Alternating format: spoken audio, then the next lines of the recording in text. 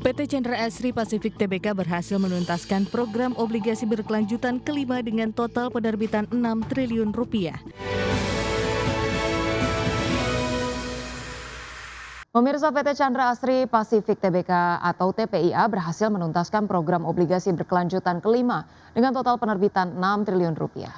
Ya, pada tahap terakhir obligasi senilai 2,25 triliun rupiah mengalami oversubscribe, menunjukkan tingginya kepercayaan investor terhadap kinerja dan prospek perseroan. PT Chandra Asri Pacific Tbk berhasil menuntaskan program obligasi berkelanjutan kelima dengan total penerbitan 6 triliun rupiah. Penerbitan tahap akhir senilai 2,25 triliun rupiah mengalami oversubscribe, mencerminkan tingginya minat dan kepercayaan investor terhadap fundamental serta prospek pertumbuhan perseroan. Manajemen menilai dukungan tersebut menjadi modal penting untuk memperkuat operasional, menjaga ketahanan finansial, dan menjalankan strategi pertumbuhan jangka panjang. Daya tarik investasi perseroan juga semakin kuat setelah porsi saham publik atau free float meningkat menjadi sekitar 25,7%. Peningkatan ini dinilai mampu meningkatkan likuiditas perdagangan saham, sekaligus membuka peluang lebih besar bagi masuknya investor institusi, termasuk dana pensiun, manajer investasi, hingga investor global. Posisi free float yang lebih besar juga berpotensi meningkatkan bobot saham perseroan di indeks global, sehingga membuka peluang masuknya aliran dana dari investor pasif. Sebelumnya, Bursa Efek Indonesia menetapkan TPIA masuk ke papan utama setelah sebelumnya berada di papan pengembangan. Perseroan menyebut pencapaian ini mencerminkan komitmen dalam memperkuat fundamental bisnis, meningkatkan tata kelola perusahaan, dan menjaga pertumbuhan berkelanjutan.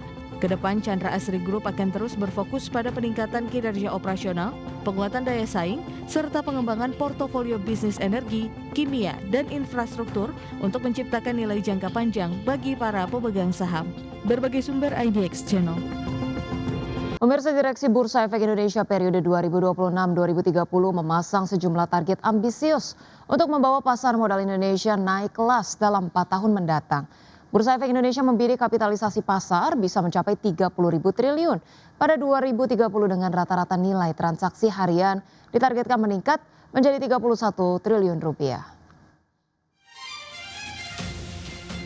Direksi Bursa Efek Indonesia periode 2026-2030 memasang sejumlah target ambisius untuk membawa pasar modal Indonesia naik kelas dalam 4 tahun mendatang.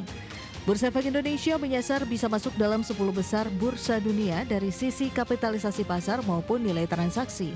Untuk bisa mencapai target tersebut, Bursa Efek Indonesia menyiapkan 4 pilar strategis pengembangan, yakni peningkatan bisnis transaksi, pengembangan bisnis non-transaksi, peningkatan kualitas perusahaan tercatat, serta perluasan inklusi investor. Sejalan dengan target tersebut, Bursa Efek Indonesia membidik kapitalisasi pasar alias market cap saham tanah air bisa mencapai 30 triliun rupiah pada 2030. Selain itu, rata-rata nilai transaksi harian ditargetkan meningkat menjadi 31 triliun rupiah. Bursa Efek Indonesia mengincar jumlah perusahaan tercatat melampaui 1.100 emiten pada 2030. Di sisi investor, Bursa Efek Indonesia menargetkan akan ada 35 juta SID dengan rasio kapitalisasi pasar terhadap produk domestik bruto di atas 83%. Direktur Utama Bursa Efek Indonesia Jeffrey Hendrik juga memastikan direksi baru tetap melanjutkan agenda reformasi pasar modal yang telah berjalan. Reformasi ini diharapkan mampu meningkatkan kredibilitas sekaligus daya saing pasar modal Indonesia. Bursa Efek Indonesia bersama Otoritas Jasa Keuangan dan SRO akan terus berkomunikasi dengan MSCI, FTSE Russell, serta investor global untuk memahami kebutuhan pasar internasional. Berbagai sumber IDX Channel. Pemirsa, harga minyak mentah ditutup naik lebih dari 1% di awal pekan setelah serangan oleh Amerika Serikat dan Iran menggarisbawahi kerapuhan kesepakatan perdamaian sementara. Di sisi lain, harapan akan pemulihan berkelanjutan dalam pengiriman energi melalui Selat Hormuz membatasi kenaikan. Harga minyak mentah jenis Brent untuk kontrak pengiriman Agustus 2026 ditutup naik 1,61% ke level $73,15 per barrel. Sedangkan harga minyak mentah jenis West Texas Intermediate untuk kontrak pengiriman Agustus 2026 ditutup menguat 2,2% ke posisi $70,75 per barrel. Sentimen bagi harga minyak datang setelah tim teknis Iran dan Amerika Serikat yang bekerja untuk implementasi kesepakatan perdamaian sementara diperkirakan akan bertemu di Doha dalam beberapa hari mendatang. Setelah sebelumnya serangan balasan pada akhir pekan mengancam akan menggagalkan kesepakatan tersebut.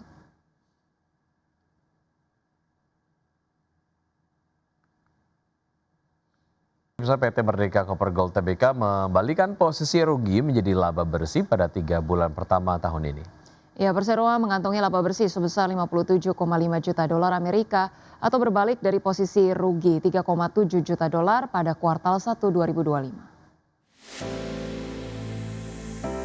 PT Merdeka Copper Gold Tbk membalikan posisi rugi bersih menjadi keuntungan sebesar 974,57 miliar rupiah sepanjang 3 bulan pertama tahun 2026. Berdasarkan laporan keuangan per 31 Maret 2026, emiten Tampang Grup Saratoga ini mengantongi laba bersih yang dapat diatribusikan kepada pemilik entitas induk sebesar 57,5 juta US dollar atau berbalik dari posisi rugi 3,7 juta US dollar pada kuartal 1 2025 atau setara dengan 61,67 miliar rupiah. Pembalikan performa bottom line tersebut sejalan dengan pendapatan konsolidasi perseroan yang naik 24% secara tahunan menjadi 620,3 juta US dollar. Alhasil laba bersih konsolidasi yang perseroan ikut melesat menjadi 120,2 juta US dollar dibandingkan dengan raihan periode yang sama tahun lalu sebesar 2,6 juta US dollar. Presiden Direktur PT Merdeka Copper Gold Tbk Albert Saputro menyampaikan bahwa kinerja awal tahun perseroan ditopang oleh kenaikan harga jual emas, peningkatan volume limonit, dan penguatan margin nikel. Secara rinci ini komoditas emas tercatat menjadi kontributor terbesar terhadap EBITDA kuartal 1 2026 dengan sumbangan nilai mencapai 89 juta US dollar. Disusul kemudian oleh segmen Nickel Pig Iron senilai 67 juta US dollar, limonit 48 juta US dollar, high grade nickel matte 25 juta US dollar, dan tembaga 19 juta US dollar. Berbagai sumber IDX Channel. Ya, pemirsa, emiten penyedia layanan perjalanan religi PT Arsibuana Travelindo Tbk menyatakan dinamika geopolitik di kawasan Timur Tengah yang kembali memanas pada awal 2026 belum memberikan dampak signifikan terhadap kinerja perseroan. Direktur Utama PT Arsibuana Travelindo Tbk, Saiful Bahri, mengatakan perseroan terus memantau perkembangan situasi di Timur Tengah, mengingat kawasan tersebut merupakan tujuan utama perjalanan ibadah umroh dan haji. Di tengah situasi tersebut, perseroan tetap optimis terhadap kinerja di tahun 2026. Optimisme tersebut tercermin dari kinerja operasional yang masih terjaga pada awal tahun. Sepanjang kuartal 1 2026, perseroan membukukan pendapatan sebesar 287,64 miliar rupiah, turun 11,5% dibandingkan periode yang sama di tahun lalu. Meski pendapatan mengalami penurunan, perseroan mampu meningkatkan profitabilitas melalui efisiensi operasional, di mana laba kotor melonjak 55% menjadi 63,8 miliar rupiah. Sementara itu margin laba kotor meningkat dari 12,62% menjadi 22,18%.